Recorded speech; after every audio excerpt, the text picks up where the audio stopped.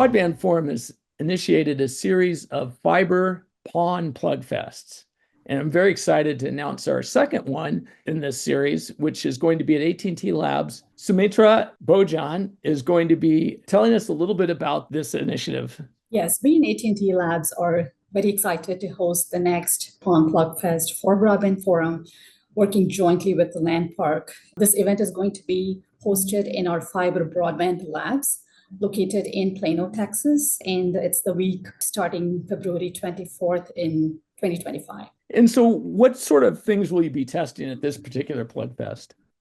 Well, this Plugfest, since it's going to be focused on 25 HS-PON as well as 50G PON, we'll be looking for the conformance testing as per the ITOT standards and the BBF test plans, and also the OMCI interoperability testing. And so from an industry perspective and an AT&T Labs perspective, why is this important?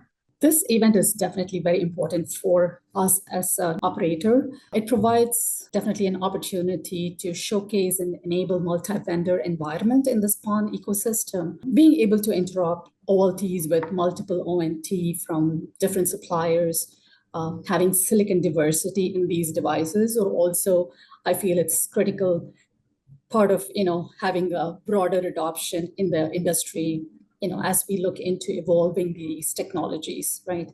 25 and future high-speed PONs. Well, interoperability, that's what the Broadband Forum is all about. And you do need to be a Broadband Forum member to participate, but I heard the weather's perfect in February in Dallas, so. Oh, I think it will be beautiful. We look forward to welcoming everyone. Thank you, and thank you for hosting this upcoming event.